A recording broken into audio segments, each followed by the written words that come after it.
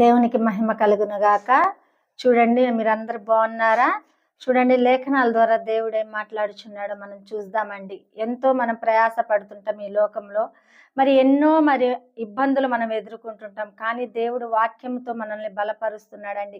ఎవరి మాట మనం వినాలండి? బంధుమిత్రుల మాట, తల్లిదండ్రుల మాట, లేదా స్నేహితుల మాట? ఎవరి మాట వింటే దేవుడు మనల్ని ఆదుకుంటాడు? ఎవరిని అనుసరించి మనం నడిస్తే దేవుడు మేలులోకి నడిపిస్తాడు అన్నది లేఖనాల్లో చూసుకుందామండి. లూకా సువార్త 5వ అధ్యాయము 5వ వచనంలో దేవుడు మాట్లాడుచున్నాడు. చూడండి. సీమోను ఏలినవాడా, రాత్రి అంతయు మేము ప్రయాస పడితిమి గాని మాకేమీయు దొరకలేదు. అయినను ఈ మాట చొప్పున వలలు వేతునని ఆయనతో చెప్పెను. చూడండి, ఇక్కడ ఏమంటున్నాడండి? సీమోను అంటే పేతురు. సీమోను అనబడుచున్న పేతురు దేవుడితో చెప్తున్నాడు, వేలినవాడా, రాత్రంతా కూడా మేము ప్రయాసపడ్డాము, అయినా కూడా నీ మాట చెప్పున మేము వలలు వేద్దామని చెప్పేసి అక్కడ పలికి ఉన్నారండి. చూడండి, ఆయన మాట వింటే దేవుడు ఏ విధంగా మనల్ని నడిపిస్తున్నాడు, ఆయన మాట ఏ విధంగా మనల్లో ఉపయోగించబడుతుంది, ఆయన మాట వింటే ఎన్ని మేళ్ళు జరుగుతాయి, ఆయన మాట ప్రకారం మనం నడిస్తే మన జీవితం ఏ విధంగా అవుతుంది అని చెప్పేసి మనం లేఖనాలు తెలుసుకుందామండి. చూడండి, ఆ యొక్క పేతురు ఆ యొక్క సీమోన్ ఏం చేశాడంటే రాత్రంతా కూడా సముద్రంలో చేపలు పట్టడానికి వేటకి వెళ్ళి ఉన్నారండి. వేటకి వెళ్ళినప్పుడు ఒక్క చేప కూడా వారికి దొరకలేదంట. ఈ లోకంలో వారు ఉన్నారు కాబట్టి వారు ఎంతో ప్రయాసపడి ఉన్నారు, కానీ ఎక్కడ కూడా వారికి ఏది కూడా దొరకలేదని చెప్పేసి అక్కడ లేఖనాలు సెలవిస్తున్నాయండి. చూడండి, ప్రభు వారు చూసి ఏం చేశారంటే తన దోణిలో కూర్చుండి ఏం చెప్పాడండి? కుడి పక్కన వల వేయమని చెప్పినప్పుడు కుడి పక్కన వల వేస్తే అనేకమైన చేపలు పట్టినట్లు లేఖనాల్లో తెలియపరుస్తున్నాడు. చూడండి, మనము కూడా మాట వినాలి. ఒక్కసారి దేవుని మాట మనం వింటే మన జీవితాలు ఏ విధంగా మారుతాయి అన్నది మనం ఒకసారి తెలుసుకోవాలండి. దేవుని చిత్తము మన జీవితంలో ఏ విధంగా నెరవేర్చబడాలి అంటే మనం ఏం చేయాలి? మొట్టమొదటిగా దేవుని మాట మనం వినాలండి. దేవుని మాట మనం వింటే బహుగా దేవుడు మనల్ని ఆశీర్దిస్తాడు. ఏ మేలు కొదువై ఉండదని చెప్తున్నాడు. అనేక మందిని కూడా నేను నడిపిస్తానని చెప్పేసి దేవుడు చెప్తున్నాడు. చూడండి, మొట్టమొదటిగా ఆయన మాట మనం సక్రంగా వినాలండి. చూడండి, ఆయన మాటను మనం స్వీకరించి ఆ వాక్యాన్ని మనం అవలంబించుకొని ఆయన వాక్యం మన హృదయంలో పెట్టుకున్నప్పుడు మనకు కూడా ఏ మేలు కొదువై ఉండదని చెప్పేసి దేవుడు చెప్తున్నాడండి. చూడండి, సింహపు పిల్లలు లేమి కలిగి ఆకలి తలమట్టించును, కానీ యెహోవాను ఆశ్రయించిన వారికి ఏ మేలు కొదువై ఉండదని లేఖనాలు సెలవిచ్చినట్లుగా మన కుటుంబాలు ఎందుకు ఈ రోజు లేమి కలుగుతుందని, మన కుటుంబాలు ఎందుకు దరిద్ర కలుగుతుంది, మన కుటుంబాలు ఎందుకు ఆర్థిక పరిస్థితులు కలుగుతున్నాయి అంటే మనం దేవుని మాట వింటలేదేమో, చక్కగా దేవుని మనం అనుసరించి నడవలేకపోతున్నామేమో, ఆ వాక్యం మనం హృదయంలోకి తీసుకోలేకపోతున్నామేమో. చూడండి, మందిరానికి వస్తున్నాము, ఆ వాక్యం ఈ చెవుతో విని చెవుతో వదిలేసే వారిగా ఉంటున్నాం, కానీ అది హృదయంలోకి వెళ్ళట్లేదని హృదయం అనే పలకల మీద మనం రాసుకోవట్లేదేమో వాక్యము. ఒక్కసారి మనం గమనించుకోవాలండి. ఆ వాక్యము నాతోనే దేవుడు మాట్లాడుచున్నాడు, ఆ దైవజనుల ద్వారా నాతో దేవుడు మాట్లాడుచున్నాడు. నా జీవితం సరి చేసుకోవాలా, నా జీవితం దేవుని చేతిలో భద్రతగా ఉంచుకోవాలా, దేవుని మాట వినాలని చెప్పేసి ఎంతమంది ఈరోజు ఎంతమంది అలా నిశ్చయించుకుంటున్నారండి. నువ్వు ఒక తీర్మానం కలిగి దేవుని సన్నిధిలో ఉంటే దేవుడు ఏం చేస్తాడంటే గొప్ప మేల్లోకి ఆశీర్వాదంలోకి నడిపిస్తానని చెప్పేసి దేవుడు చెప్తున్నాడండి. చూడండి, యోహాను సువార్త 21వ అధ్యాయం 6వ వచనంలో కూడా దేవుడు ఏం మాట్లాడుచున్నాడు? లేదని వారు ఆయనతో చెప్పిరి. అప్పుడు ఆయన, దోణె కుడి ప్రక్కను వల వేయుడి, మీకు దొరుకునని చెప్పెను. గనుక వారలాగు వేయగా చేపలు విస్తారముగా పడినందున వల లాగలేకపోయింది. చూసారండి, అబ్బా ఎంత గొప్ప మాట దేవుడు అక్కడ మాట్లాడి ఉన్నాడండి. చూడండి, వారు లేదు అని చెప్పేసి ఆ యోహాను సువార్తలో కూడా చెప్తున్నారండి. లేదు అంటే మాకేమి దొరకలేదయ్యా అని చెప్పేసి చెప్తున్నాడండి. నువ్వు శ్రమలో ఉన్నప్పుడు, కష్టాలు ఉన్నప్పుడు, బాధలో ఉన్నప్పుడు నువ్వు ఎవరికన్నా నీ ఇబ్బంది నువ్వు చెప్పుచున్నప్పుడు దేవుడు ఏం చేస్తాడంటే నువ్వు ప్రార్థన చేసి ఎవరికైనా సహాయం అడిగినా, ఎవరికన్నా వెళ్ళి ఇది కావాలని అడిగినా కూడా దేవుడు నీకు సహాయం చేస్తానంటున్నాడు. ఎందుకంటే మొట్టమొదటిగా దేవుడిని నీ ఎదుట పెట్టుకొని నువ్వు వెళ్ళిన ప్రతి స్థలంలో కూడా దేవుడు ఆశీర్దిస్తాడండి. ఒకవేళ ఈ తీయని వారు కూడా నువ్వు ప్రార్థన చేసుకొని వెళ్ళినప్పుడు దేవుడు సహాయం చేస్తానని చెప్పేసి చెప్తున్నాడండి. ఎంతమంది ప్రార్థన చేస్తున్నారు, మరి వాళ్ళు ఏం చేస్తున్నారండి?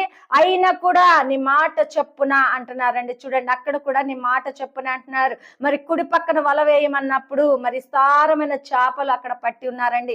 విస్తారమైన చేపలు వారు అక్కడ పట్టినప్పుడు ఆ వలలు పైకి లాగటము కూడా వల్ల కాక పిగిలిపోతున్నట్లుగా లేఖనాలు తెలియపరుస్తున్నాయి. చూడండి, వారు కాక వారి తోటి వారికి కూడా ఆ యొక్క ఆశీర్వాదం పంచినట్లుగా చూపిస్తున్నాడండి దేవుడు. చూడండి, నువ్వు ఆశీర్వదించబడితే, నువ్వు మేల్లోకి నడుస్తే, నువ్వు గొప్ప కార్యం నీ జీవితంలో దేవుడు చేస్తే, నీ కుటుంబానికే కాదండి ఇతర కుటుంబాలకు కూడా నువ్వు సహాయపడతావు. నీ బంధుమిత్రులకు కూడా నువ్వు సహాయం చేస్తావు. ఈ రోజు నీ బంధుమిత్రులకు నువ్వు పనికి రాకపోవచ్చు, నీ బంధుమిత్రులు నువ్వు చెడ్డదాని అనొచ్చు, నీ బంధుమిత్రులు నువ్వే సహాయం మాకు చేయట్లేదు అని అనొచ్చండి. కానీ దేవుడు ఏం చెప్తున్నాడు తెలుసా?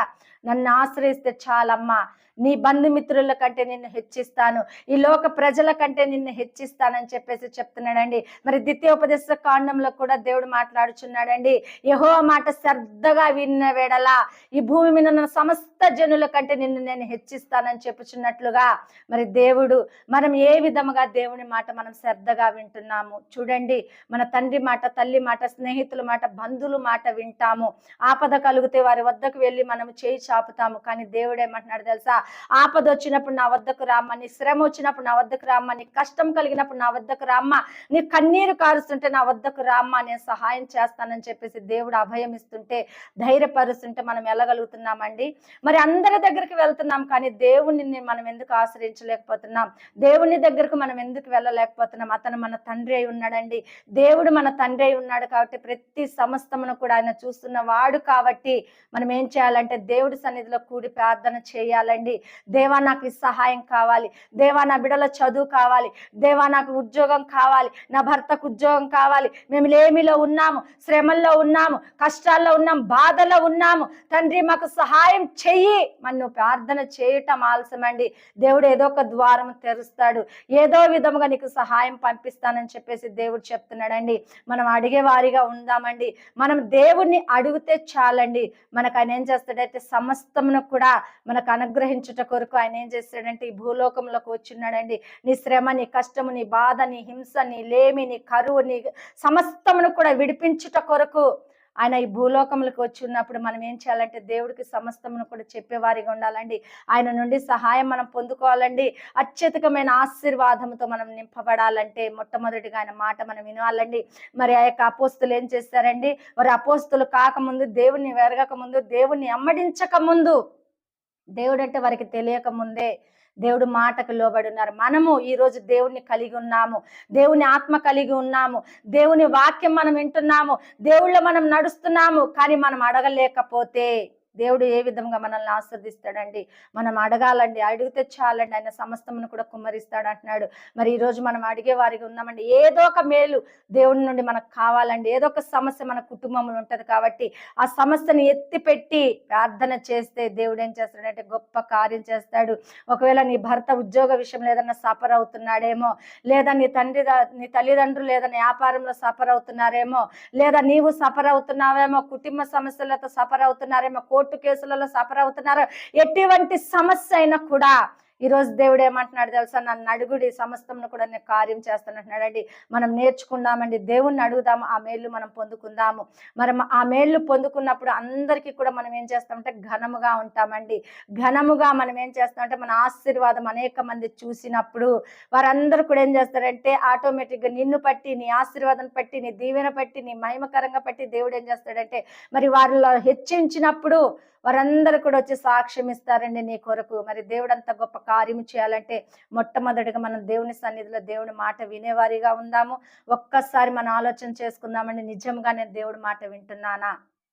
దేవుడి మాట నేను నిజంగా వింటున్నానా? నాకు శ్రమ కలిగినప్పుడు, కష్టం కలిగినప్పుడు, బాధ కలిగినప్పుడు అనేకులకు నేను పంచుకుంటున్నానా? కానీ నా దేవుని వద్దకు వెళ్ళి నేను అడగలేకపోతున్నానా అని చెప్పేసి ఒక్కసారి గమనించుకుందామండి. అడగని వారి అయితే అడగమని చెప్పేసి దేవుడు చెప్తున్నాడండి. అడుగుదామండి, దేవుణ్ణి అడిగి ఆ మేల్లోకి మనం నడుస్తాము. ఆ గొప్ప కార్యములు దేవుడు మన పట్ల జరిగించాలంటే మనం మొట్టమొదటిగా దేవుణ్ణి అడగాల. దేవుణ్ణి అడిగినప్పుడు అనేక ప్రాంతాల్లో కూడా నిన్ను హెచ్చిస్తాడు, బలపరుస్తాడు, కార్యములు చేస్తాడు. కాబట్టి దేవుని మాట మనం శ్రద్ధగా విని మనం ముందుకు వెళ్ళినాడలా బహుకార్యములు దేవుడు చేస్తానని చెప్తున్నాడండి. ఈ వాక్యం దేవుడు దీవించును గాక.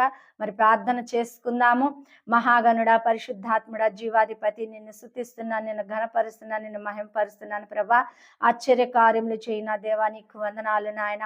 అయ్యా సీమోను నా తండ్రి రాత్రంతా కూడా ప్రయాసపడి ఉన్నాడు ప్రభా.